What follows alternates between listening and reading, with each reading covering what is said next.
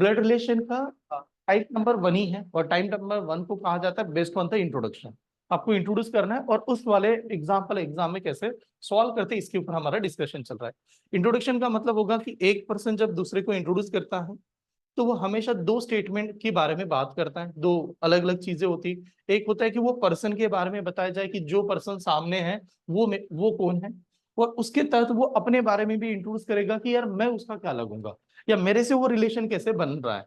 ठीक है, तो हमें हमेशा ये टॉपिक जब भी सॉल्व करेंगे तो हम लोग ये देखेंगे कौन इंट्रोड्यूस कर रहा है और अपने बारे में कहां पर सेंटेंस में गिवन था, ये पहले समझ लेता है। जैसे इस एग्जाम्पल की अगर बात करें तो इस एग्जाम्पल में जो गिवन है उसको समझ लेता है। इन दिस एग्जाम्पल देखिए क्या दिया, पॉइंटिंग अ पर्सन। ठीक है, पॉइंटिंग अ पर्सन। ठीक है, pointing a person Deepak said. Pointing a person Deepak said, एक पर्सन की तरफ पॉइंटिंग करते समय दीपक सेड, दीपक तो मेल है। ठीक है, मेल है वहां पर। His only brother is the father of my daughter's father.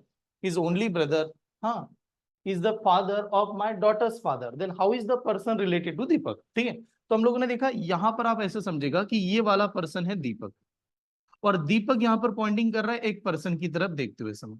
तो ये वाला पर्सन है।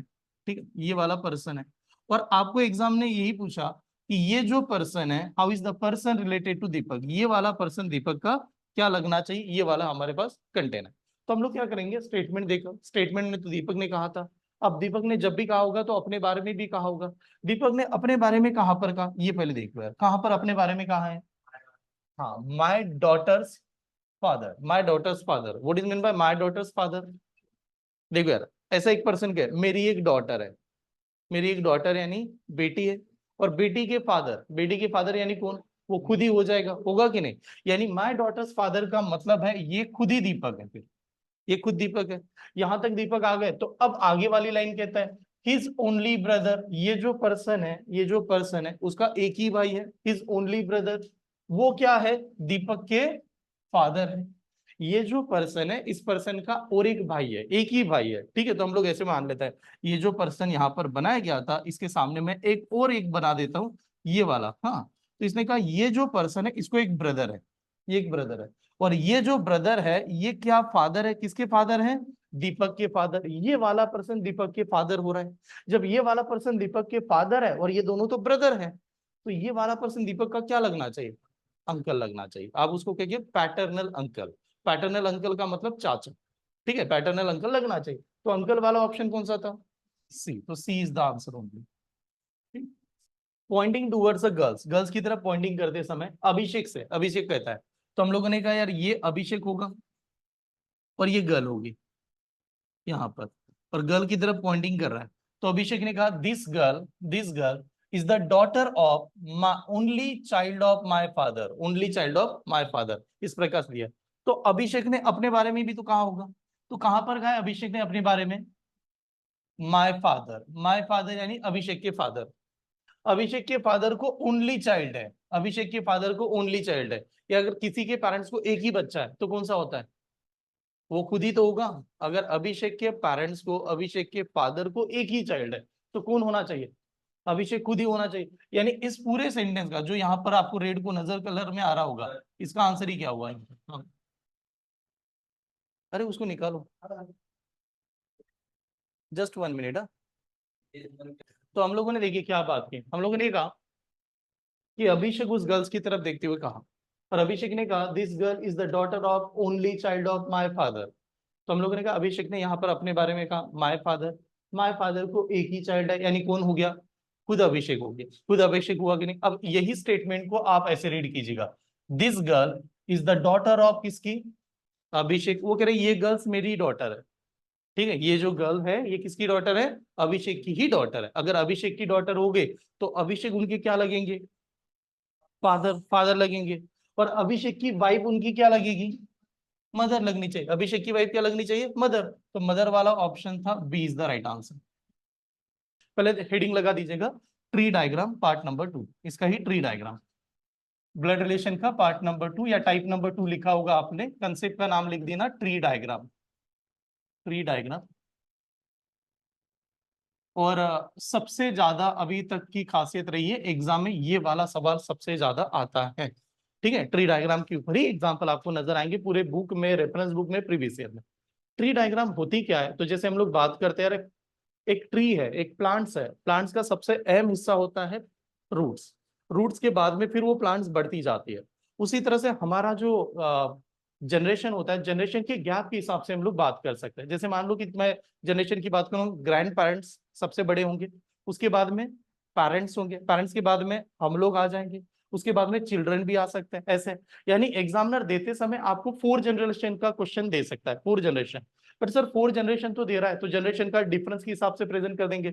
लेकिन वहां पर क्या दिया जाएगा आपको देते समय, वो क्या करेगा, नेम दे देगा पर्सन का।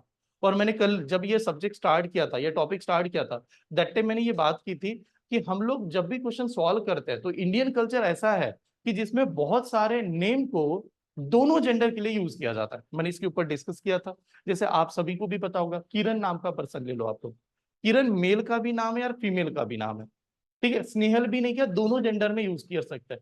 तो एग्जामिनर क्या करने वाला है, एग्जामिनर कभी भी नेम नहीं देंगे, अवॉइड करेगा नेम देने के लिए। अगर दे दिया तो क्लियर ऐसे नाम दे देगा जिसमें स्टूडेंट को पूरा पता है कि नहीं यार ये मेल का ही है, फीमेल का ही है। तो हम लोग मान लेते कि सर जेंडर ही नहीं दिया, मेल और फीमेल पता ही नहीं कि किरण वगैरह ऐसे नाम ही नहीं दिए, तो कैसे दिएगा, हर दे देगा, हीज कीवर्ड यूज करेगा, एबीसीडी अल्फाबेट दे दिए, हर हीज ऐसे कीवर्ड यूज किया। What is mean by her, male या फीमेल, फीमेल, हीज मेल, तो ये इससे पता चल रहा है। तो यहाँ पर सिंप्लिसिटी ओरिएंटेड क्या करेंगे, जहां पर भी मेल की बात होगी तो मेल को प्रेजेंट करते समय हमेशा प्लस से प्रेजेंट करेंगे। यानी जो भी पर्सन होगा उसका जेंडर पता चल रहा है तो प्लस से प्रेजेंट कर दिया।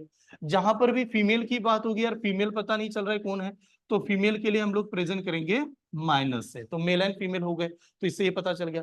अब होता है कि स्टेटमेंट में कैसे दे देगा सर, स्टेटमेंट में क्या आएगा, तो मान ले कि एक स्टेटमेंट ऐसे लिख रहा हूं, ए इज ब्रदर ऑफ बी, मैंने प्रेजेंट कर दिया ए इज ब्रदर ऑफ बी, ये वाला है। तो आप बताओ ए इज ब्रदर ऑफ बी से आपको किसका जेंडर पता चला, ए इज ब्रदर ऑफ बी से किसका जेंडर पता चला, ए का पता चला, बी थोड़ी है। हम लोगों को पता है ए नाम का पर्सन ब्रदर है किसका, बी का, तो ए का जेंडर क्या है, मेल या फीमेल, मेल है, बी का जेंडर कंफर्म नहीं है।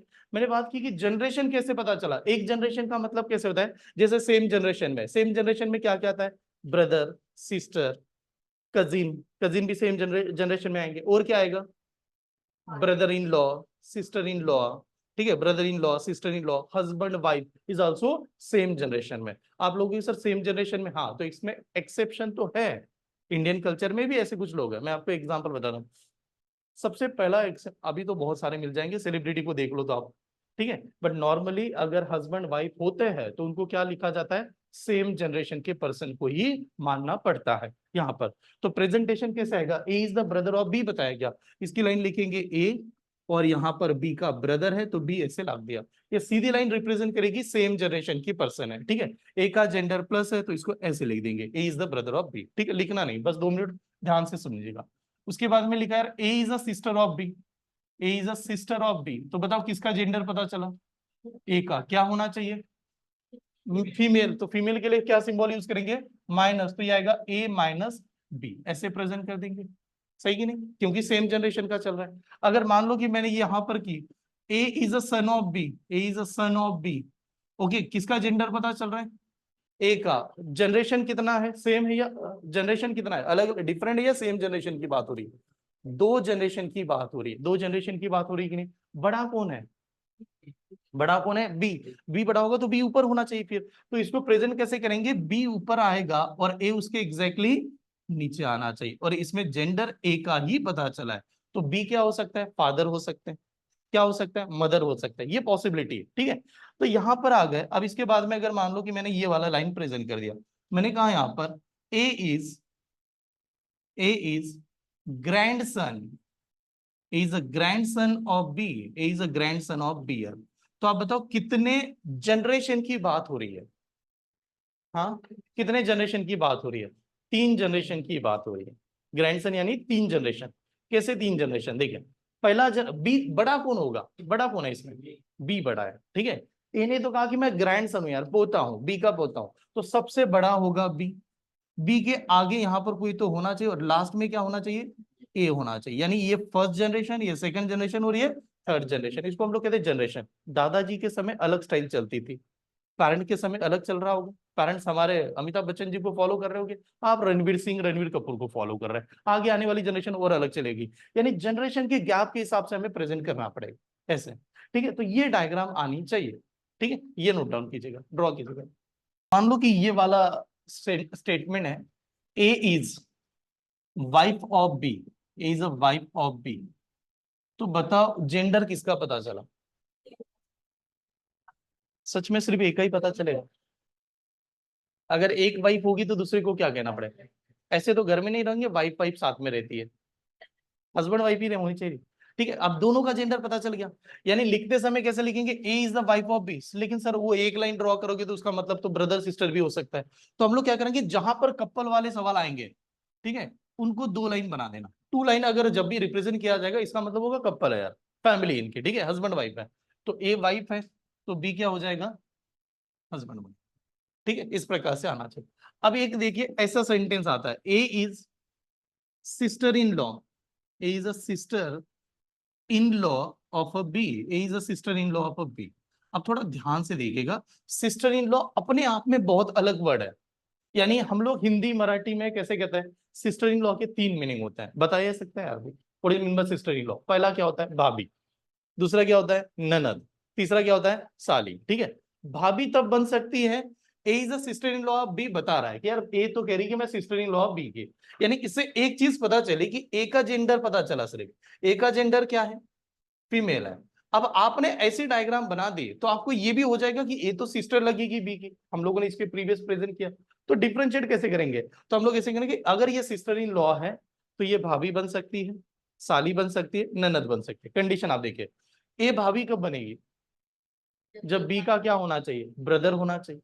बी का कोई ब्रदर होना चाहिए और उसके साथ इसका क्या होना चाहिए, मैरिज होना चाहिए, दैट टाइम इज अ भाभी। ए साली कब बन सकती है, ए साली कब बन सकती है, जब बी की खुद की मैरिज हो जाए। अब ऐसे समझ लो, कंडीशन के हिसाब से देखिए हम लोग कैसे प्रेजेंट करेंगे, हम लोग एक ही सिंबल देंगे। पहली कंडीशन मैंने कहा कि ए सिस्टर इन लॉ कब बन सकती है, तो ए के साथ में किसी थर्ड पर्सन का मैरिज हो जाए और ये दोनों आपस में क्या लगे, ब्रदर। ये दोनों आपस में ब्रदर लगे, that time A is a sister in law. अरे है कि नहीं यार, बी का कौन भाई है, ये वाला पर्सन है, और ये किसके साथ मैरिज है, ए के साथ, तो वो ए तो उसकी सिस्टर इन लॉ लगेगी, लगेगा कि नहीं, ये समझ में आ रहा है? ठीक है, दूसरा कंडीशन, सिस्टर इन लॉ को और क्या कहते हैं, साली भी कहते हैं। साली बनने के लिए क्या चाहिए, बहन चाहिए, बहन से साली हो जाएगी, क्या चाहिए, वाइफ होनी चाहिए, वाइफ की बहन होनी चाहिए। पहले तो वाइफ चाहिए ना, वाइफ नहीं है तो साली किसी को कह के देखो, क्या लगता है, घर पे आके बवाल करेंगे, वो घर पे आके कुछ तो बोलेंगे। साली कहने के लिए वाइफ चाहिए, वाइफ की सिस्टर हो, दैट टाइम इज अ साली। तो कैसे प्रेजेंट करेंगे, तो अगर साली यहाँ पर सिस्टर इन लॉ है तो condition number second, condition number second में हम लोगों ने कहा यार ए नाम की जो पर्सन है वो सिस्टर इन लॉ लग रही है बी की, तो that time is only possible B का जेंडर क्या मिलेगा, बी का जेंडर बाय डिफॉल्ट क्या मिल जाएगा, मेल ही मिलेगा। आप समझ रहे हो यहाँ पर, क्योंकि बी जब तक मेल नहीं होता तब तक उसको साली नहीं मिल सकते। किसी गर्ल्स को ऐसे कहते हुए देखा आपने, एक गर्ल्स कह रही ये मेरी साली है, कह सकती क्या गर्ल्स, नहीं कह सकती, साली तो आदमी कहेगा ना।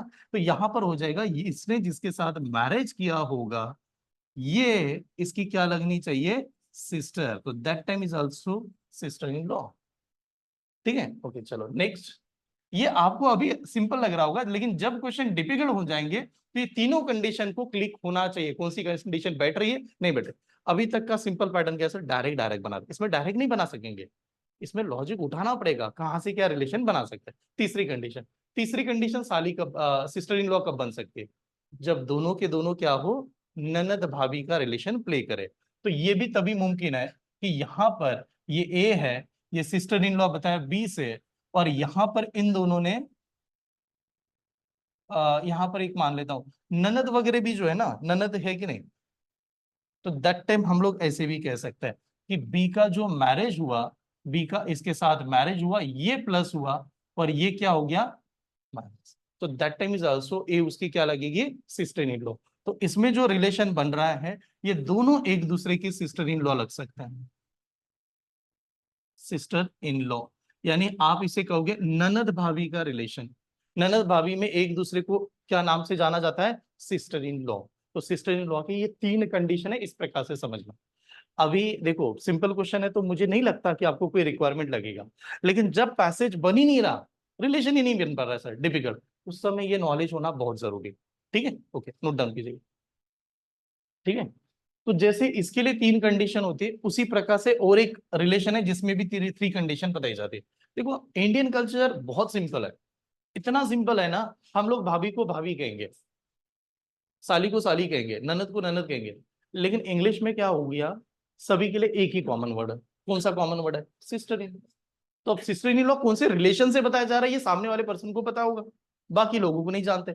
वैसे ही नहीं क्या, इंडियन में और एक होता है, क्या करते हैं, और एक होता है यहाँ पर, जैसे ये वाला स्टेटमेंट है, A is brother in law of a B, A is brother in law of B, यार बी का ब्रदर इन लॉ होना चाहिए। तो बताओ ब्रदर इन लॉ का मतलब क्या हुआ?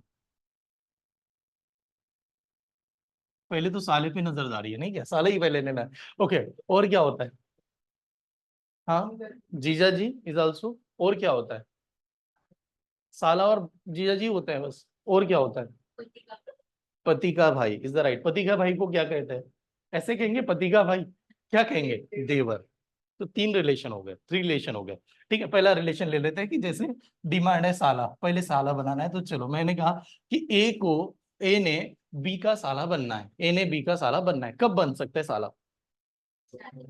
जब ए की क्या हो, बहन हो। यानी हम लोग ऐसे कहेंगे कि ए नाम का पर्सन है, उसका उसकी कोई सिस्टर है, मान लो ये वाली सिस्टर है, और इसका मैरिज किसके साथ हो गया? बी के साथ हो गया। अब जैसे बी के साथ हो गया, तो बाय डिफॉल्ट बी भी क्या लग गया उसका, बी का जेंडर पता चला, बी का जेंडर क्या होगा यहाँ पर? मेल होगा, होगा कि नहीं? तो दैट टाइम हम लोग कह सकते हैं कि इस कंडीशन में ए इसका ब्रदर इन लॉ बना, और बी भी इसका क्या बनेगा? ब्रदर इन लॉ ही बनेगा। साला जीजा का रिलेशन हो रहा है, ये स्टेप समझ में? That time is a brother in law. दूसरी कंडीशन, एक ही कंडीशन में निपटा लेते हैं, दूसरी कंडीशन देखिए। अब दूसरी कंडीशन है कि ए नाम का पर्सन ब्रदर इन लॉ लगना चाहिए। तो कब लग सकता है? जैसे देवर बताया, देवर कब बन सकता है? ए नाम का पर्सन देवर कब बनेगा? जब ए का कोई भाई हो और उसका किसके साथ मैरिज हो? बी के साथ। तो दैट टाइम दूसरी कंडीशन होगी, ए नाम का जो पर्सन है वो मेल है, उसका एक पर्सन ब्रदर है, और वो उसकी मैरिज किसके साथ हो गई? बी के साथ। तो बताओ बी का जेंडर क्या लगा? फीमेल। तो बी का जेंडर इस केस में फीमेल लग जाएगा। और अब इन दोनों का रिलेशन देखेंगे तो बात हो जाएगी, ए नाम का पर्सन इससे क्या लगेगा? तो ये लगेगा ब्रदर इन लॉ। इस समय ये बन जाएगा आपका ब्रदर इन लॉ। ठीक है, और आपने पूछा कि यार बताओ बी नाम का पर्सन इसका क्या लगेगा? बी नाम का पर्सन इसका क्या लगेगा? Sister in law. What is mean by sister in law? यहाँ पर भाभी लगनी चाहिए, तो हम लोग कहेंगे सिस्टर इन लॉ। ठीक है, तो सबसे अहम तरीका यही है कि जब आप ट्री डायग्राम सॉल्व करते हो, ट्री डायग्राम में आपको क्लियर होना चाहिए फैमिली में रिलेशन क्या हो रहा है। ठीक है, जब तक आपको रिलेशन क्लियर नहीं होगा तब तक सॉल्व नहीं कर पाएंगे। ठीक है, नोट डाउन। चलिए देखिए, एग्जाम्पल स्टार्ट करते हैं। तो पहला जो स्टेप है ना मेरा, कि आप सिर्फ समझेगा कैसे क्वेश्चन सॉल्व किया जा रहा है, उसके बाद में मैं आपको सॉल्व करने के लिए देता हूँ। पहले ध्यान से देख लेना, ये जब भी आया है, ये क्वेश्चन हमेशा 3 सवाल के ऊपर आएंगे, कभी भी एग्जाम में एक नहीं मिलेगा, अगर मिल गया तो बहुत बेसिक आया था। ठीक है, मोस्टली चांसेस है 3 क्वेश्चन लेके आएगा। ठीक है, जैसे इस एग्जाम्पल में देखा हम लोगों ने, इसमें गिवन पहले समझ लेते कि क्या क्या होता है। जैसे एक पैसेज के बेस्ड है, there are the 6 person in a family, family में 6 पर्सन है। ठीक है, और जो 6 पर्सन है उनके नेम दे दिए ABCDE एंड F तक। ठीक है, ये दे दिया। फिर आगे बात की, C is the sister of B, C नाम का पर्सन क्या है? सिस्टर है। किसकी सिस्टर है? बी की sister. B is the brother of his husband, B is the brother of his husband. आपको देखना 2 प्रकार से इसको प्रेजेंट करता है। जैसे कि 2 लेटर है कि नहीं, उसमें सर रिलेशन है, आगे उससे भी कनेक्ट कर रहा है, तो डायरेक्टली डायग्राम बताने की। अगर रिलेशन नहीं बैठ रहा है तो रफ में लिखना है। ठीक है, क्योंकि क्या होगा, ऑनलाइन जब सॉल्व करते हैं ना, ऑनलाइन में एक कंटेंट एक ही बार रीड करना है। आपने ज्यादा बार अगर रीड किया तो आपका टाइम वैसे ही चला जाएगा। तो मैंने यहाँ पर क्या देखा, यहाँ पर आपने देखा सी नाम का पर्सन क्या हो रहा है? सिस्टर है। किसकी सिस्टर है? एफ का। और बी किसका ब्रदर कह रहा है? ई के हस्बैंड का। कितने लेटर हो गए हमारे पास? 4 लेटर हो गए। ये चारों लेटर कनेक्ट कर रहे हैं क्या आपस में? कनेक्ट कर रहे हैं क्या? नहीं कर रहे हैं ना, कहां पर कनेक्ट कर रहा है? सी किससे कनेक्ट कर रहा है? एफ से। और बी किससे कनेक्ट कर रहा है? ई के हस्बैंड से, तो कनेक्शन हो रहा है कोई? नहीं हुआ, कोई नहीं हुआ, तो रफ में लिखेंगे। रफ में कैसे लिखेंगे? तो जैसे चल रहा है, जैसे मान लो यार रफ में ऐसे लिखने है, यहाँ पर मैं रफ पहले बना देता हूँ। पहला लेटर था C is a sister of F, C is a sister of F, तो सी का जेंडर क्या बना? माइनस, किसका सिस्टर थी? एफ की। ये प्रेजेंटेशन है, डायरेक्टली रफ में बना रहा है सभी के सभी, यहाँ पर मैंने रफ में लिख दिया। दूसरा क्या था? B is the brother, B is the brother of किसका? ई के हस्बैंड का। तो बी ने कहा कि यार वो ब्रदर है, बट ई के हस्बैंड का ब्रदर है, तो किस किस का जेंडर पता चला? B is the brother of E के हस्बैंड का, ई के हस्बैंड का ब्रदर है, तो दोनों का जेंडर पता चल गया। कैसे? क्योंकि बी तो ब्रदर है, बट ई के हस्बैंड का ब्रदर है, यानी ई का कोई हस्बैंड भी है। अब ई का कोई हस्बैंड है तो ई का जेंडर क्या है? माइनस है, और जो भी ये पर्सन आएगा वो प्लस होगा। स्टेप समझ में आ रही कि नहीं? ठीक है, ये इसका भाई है, ये इसके साथ मैरिज है, ठीक है, ये कंडीशन आगे आगे चले। आगे ये बता रहा है D is the father of A and grand father of F. D ने कहा कि और फादर है ए का और ग्रैंड फादर एफ का है, तो प्रेजेंट ऐसे करेंगे, डी नाम का पर्सन फादर था ए का और ग्रैंड फादर था किसका? एफ का, तो एफ तो नीचे होना चाहिए कि नहीं? ये स्टेप समझ में आ रही? फादर ए का, ग्रैंड फादर एफ का, तो सबसे बड़ा डी होगा, डी के बाद में ए के बाद में एफ आएगा, ऐसे प्रेजेंट कर लिया।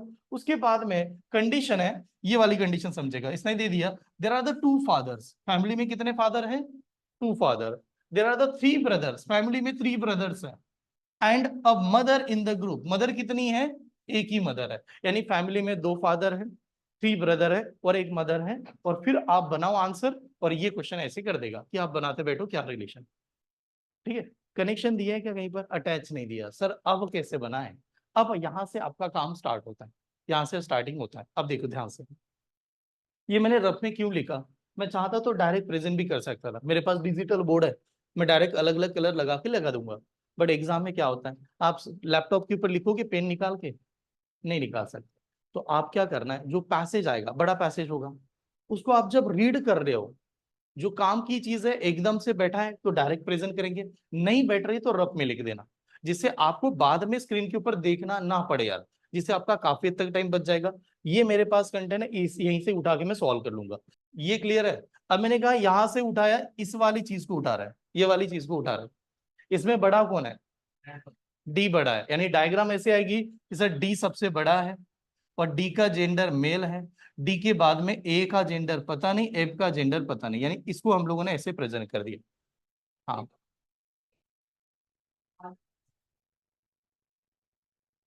ए का पता है? दोबारा रीड करो, क्या बता रहा है? D is the father of A and grand father of F. तो ये वाली लाइन सिर्फ आई है, लिखना बता, ध्यान से समझे। चलो एक लाइन क्लियर हो गई। अब आपके पास तीन लेटर है, डी है, ए है, एफ है, और एफ से तो सी भी कनेक्ट हो रहा था, तो इस लाइन को उठाएंगे, यहां से उठा लेंगे। अब एफ से सी कैसे कनेक्ट हो रहा था? सी ने क्या बताया? सिस्टर है, किसकी सिस्टर है? एफ की, तो मैं कह सकता हूँ सी फिर यहां पर कहीं तो होगी, तो सी कनेक्ट हो गया ना, तो ये लाइन बैठ गई। अब ये लाइन बैठने के बाद जो दोनों पॉइंट है, आप ऐसे समझ लो, ये पॉइंट क्लियर हो गया, ये पॉइंट क्लियर हो गया, बात सिर्फ इसकी बची। अब इसको आपको अटैच करना है, इसको आपको अटैच करना है, और कहीं तो बीच में अटैच करना आपको जरूरी है, इस लाइन को अटैच करना है। अब बात देखिए, ऊपर अटैच करोगे तो इनका बच्चों का सवाल है, फिर इसका मैरिज नहीं दिखाएंगे तो बच्चे कहां से लाएंगे? समझ में आ रहा है आपको? अगर मैंने कहा इस लाइन को उठा के सर यहाँ पर डी के साथ अटैच कर दो, यानी कैसे डी के साथ? ये जो राउंड है ये फादर बनेगा, हस्बैंड बनेगा किसका? ई का, तो मैंने ऐसे अटैच कर दिया, तो आगे जो ए है ना, उसको अटैच करना मुश्किल हो जाएगा। तो इस लाइन को कहां पर रखना है, किसके साथ रखना है? सेकंड पोजीशन पे रखना है, सेकंड जनरेशन में रखना है, यानी बात हो जाएगी कि जो यहां पर आने वाला पर्सन है वो कौन होगा? ए होगा, यानी ए नाम का पर्सन यहां पर आएगा, और ए की वाइफ कौन बनेगी? हाँ, बी बनेगा या ई बनेगा? ई बनेगा, ए की वाइफ ई बनी, और ए का ब्रदर कौन बना? बी बना, ए का ब्रदर बी बना। अब थोड़ा सा ध्यान से देखिए, हमारे पास जो सिक्स लेटर है, क्या वो गिवन है सिक्स लेटर? ये सभी के सभी सिक्स नजर आ रहे हैं, आ गए सिक्स है कि नहीं? अब आप रिलेशन की बात करो, जब डायग्राम एक बार बनी जाती है ना, तो डायरेक्ट सॉल्व नहीं करते, उसको दिया जाता है फिनिशिंग करने का काम होता है। क्या माइंड में क्या रिलेशन वो देखना है। डी क्या है? फादर है। डी के कितने बच्चे हैं? दो बच्चे हैं। दोनों का जेंडर पता है आपको? हाँ, कौन कौन सा है? एक बी नाम का बेटा है और एक ए नाम का बेटा है। ए का मैरिज किसके साथ हुआ? ई के साथ हुआ। ए का मैरिज ई के साथ हुआ, और ए का मैरिज जैसे ई के साथ हुआ, हो गया, उसके आगे दो चिल्ड्रन बने। एक चिल्ड्रन का नाम क्या है? सी, और दूसरे चिल्ड्रन का नाम क्या है एफ, लेकिन सर एफ का जेंडर पता नहीं, तो एफ का जेंडर आइडेंटिफाई कर सकते हैं। कैसे करेंगे, ये कंडीशन थी, किसने कितने फादर होने चाहिए, 2 फादर होने चाहिए। कौन से फादर, एक तो डी खुद ही फादर है, किसका फादर है, बी और ए का फादर है। दूसरा कौन फादर है, ए फादर है, ए किसके फादर है यार, एफ और सी का फादर है, 2 फादर हो गए। अब ये कह रहा है कितने ब्रदर होना चाहिए, 3 ब्रदर। ब्रदर ऐसा है यार, ये मेरा भाई है, वो मेरा भाई है, ब्रदर ब्रदर कहते हैं। आप लोग कहते हैं ब्रदर ब्रदर, आपस में भाई भाई कह सकते हैं। तो अब इसमें 3 ब्रदर आना चाहिए। 3 ब्रदर देखो कैसे, ए किसका ब्रदर है, बी का, और बी किसका ब्रदर है, 2 ब्रदर बन गए, और एक ब्रदर की कमी है। कौन ब्रदर बनेगा, एफ, एफ ब्रदर बन जाएगा। किसका ब्रदर बनेगा, सी का। तो एफ कहेगा मैं तो सी का ब्रदर हूं। तो कितने ब्रदर बने, 3 ब्रदर, और एक मदर होनी चाहिए। कौन मदर है, ई, तो एक मदर है। तो ये बन गई डायग्राम, नोट डाउन कीजिए। Who is the mother, mother कौन है, ई है, एक ही मदर है और ई है, तो ई वाला ऑप्शन पर टिक करेंगे। अब थोड़ा सा ध्यान से आप डायग्राम में देखना, इसको लिखने की जरूरत नहीं, ये नहीं लिख रहे हैं, ये लिखना ही नहीं है, ये तो आप खुद ही बना लोगे, बस देख करना आपने आंसर कैसे दिया कि नहीं। आप आंसर सही दे दो मुझे। Who is the is husband, E का हस्बैंड कौन है, ए, तो ए वाला पर्सन कौन सा, सी ऑप्शन। ठीक है, ओके चलो यहां पर क्वेश्चन नंबर, हाउ मेनी चाहिए, ये क्वेश्चन एनी नहीं है, हाउ मेनी। हाँ, how many male member are there in the group, how many male member, कितने मेल मेंबर है, 4। कौन कौन से मेल है, ए है, ए के बाद में कौन है, बी मेल है, उसके बाद में डी मेल है, और डी के साथ कौन मेल है यार, एफ भी मेल है। तो ये 4 मेल है, तो ऑप्शन कौन सा, सी, तो C is the right. Okay next, इसमें how is the F related to E, F नाम का पर्सन, ई का क्या लगेगा, सन, तो सन वाला, ये वाला आंसर आना चाहिए। ठीक है, which of the following is the group of brother, brother वाला ग्रुप कौन सा है, हाँ, which of the following is the group of brother, answer आएगा नन ऑफ दिस, सभी के सभी ब्रदर। लेकिन ऐसे नॉर्मली बताया गया कि कौन कौन से ब्रदर थे, ग्रुप ऑफ ब्रदर्स अलग बन जाएगा, 2 ही ब्रदर बन रहे थे, बाकी 2 रिलेशन चेंज हो जाएगा। दैट टाइम आंसर क्या आ जाएगा, none of this is a group of brother. ठीक, हाँ चलो नेक्स्ट, इसमें दिया है Rishi is the mother in law of Banu. Rishi क्या है, मदर इन लॉ है, बट किसकी मदर इन लॉ है, बानु का। What is mean by mother in law, सासू, सासू माँ। ठीक है, सास मान लो या सासू माँ मान लो। ठीक है, तो ऋषि यहाँ पर ऊपर होगी, और ये मदर इन लॉ है बानु की। बट बानु जो है who is the sister in law of Azeem. What is mean by sister in law, अभी आपको बताया था सिस्टर इन लॉ के 3 मीनिंग, कौन कौन से, भाभी, ननद, साली, भाभी ननद साली। बट आप एक समझे, ऋषि तो कहती है कि मैं सासू माँ हूं, किसकी सासू माँ हूं, बानु की। अब बानु की सासू माँ है, तो भाग वो साली बनेगी क्या, बानु को एक सासू है, तो साली बन सकती है क्या, चांसेस कम है यार। ठीक है, साली की चांसेस, तो बानु नीचे आएगी, भाभी होने के चांसेस ज्यादा है। ठीक है, तो ये बानु आ गई, और बानु ने कहा कि वो क्या है, सिस्टर इन लॉ है किसकी, अजीम की, तो डेफिनेटली ये अजीम यहां पर आएगा। ठीक है, अजीम यहां पर आ गया।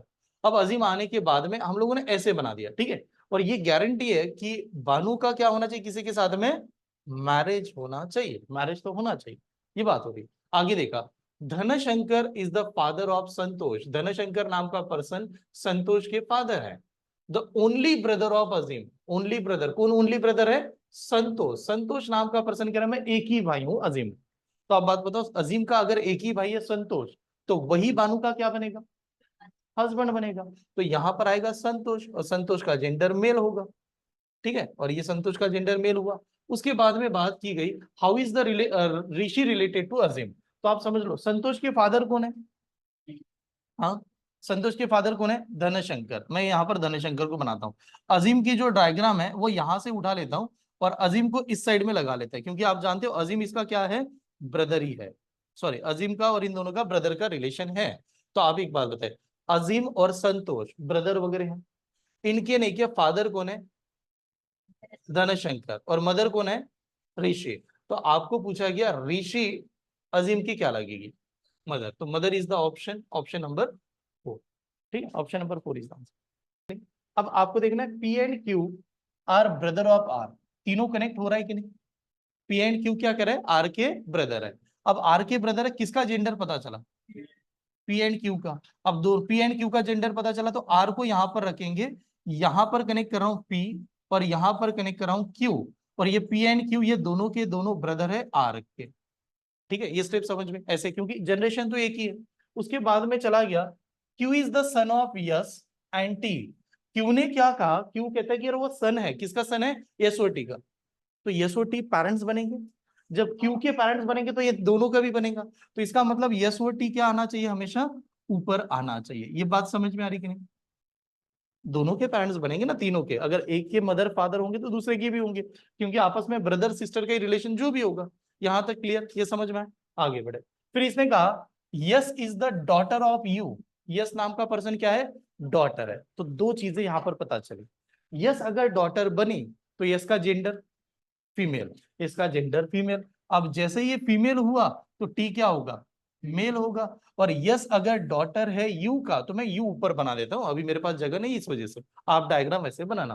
तो yes is the daughter of you, you की डॉटर है। अब यू की डॉटर है, आगे ये बताया गया ए नाम का जो पर्सन है, A is the father in law of T है। अब यार यस तो कहा कह रही कि मैं यू की डॉटर हूं, लेकिन ए कह रहा है कि वो क्या है, फादर इन लॉ है। किसका फादर इन लॉ है, टी का। What is mean bye father in law, ससुर। अब ससुर टी का तो एक ही होगा, और जो टी का ससुर होगा वो यस का क्या बनेगा, फादर होगा। तो बात होगी कि ए और यू आपस में क्या होना चाहिए, हस्बैंड वाइफ ही होना चाहिए, क्योंकि ये तो ही कह रही है कि मैं इसकी बेटी हूं, कह रही कि नहीं। तो ए वहां पर फादर इन लॉ है, तो ये प्लस होगा, और यू क्या होगी, माइनस होगी। स्टेप समझ में आ रही है, माइनस होगी। उसके आगे बताया गया बी इज द सन क्या है, यू का। यू का अगर बेटा बी है, जैसे मैं यहां पर लाता हूं, यू का बेटा बी है, तो जो बी आएगा वो यस का क्या लगेगा, भाई लगेगा। यानी डायग्राम आपके सामने जो आएगी, देखो कैसे भी डायग्राम बनाओ, मैं इससे डायग्राम से मतलब नहीं कर रहा हूं, आप इधर उधर घुमा रहे हो। रिलेशन पता होना जरूरी है कि कौन किसका क्या लग रहा है, ये सही आना चाहिए। जैसे कि इस डायग्राम की बात करें, ए और यू का हस्बैंड वाइफ है, इनको आगे दो बच्चे हो गए। ठीक है, दो बच्चे हुए, एक बेटा है जिसका नाम है बी, और एक बेटी है जिसका मैरिज भी करवाया इन्होंने, बी यस सॉरी दूसरी बेटी, बेटी का नाम क्या है, यस। यस का मैरिज किसके साथ हुआ, टी के साथ। और इनको आगे तीन चिल्ड्रन हो गए। कौन कौन से चिल्ड्रन है, पी है, क्यू है, आर है।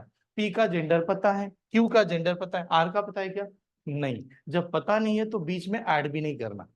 ऐसे नहीं कि मुझे तो लग रहा है गर्ल्स ही होगी, उसने दिया नहीं तब तक ऐड नहीं करना। ठीक है, चलो ड्रॉ कीजिएगा। How is the R related to B. R नाम का पर्सन बी का क्या लगेगा, एक बात ध्यान से देखिए, आर बी का क्या लगेगा, आर का जेंडर पता है, नहीं। लेकिन इसने पूछा आर नाम का पर्सन बी का क्या लगता, तो बी तो उसका मामा लगता है, ये तो पता है। लेकिन आर क्या हो सकता है, नेफ्यू, नहीं तो क्या, निस। दो हो सकता है, भाची भा, ऐसे कुछ तो कहते हैं ना हम लोग। ठीक है, दो, भाची भाचा, ठीक है, इधर नेफ्यू नहीं तो निस।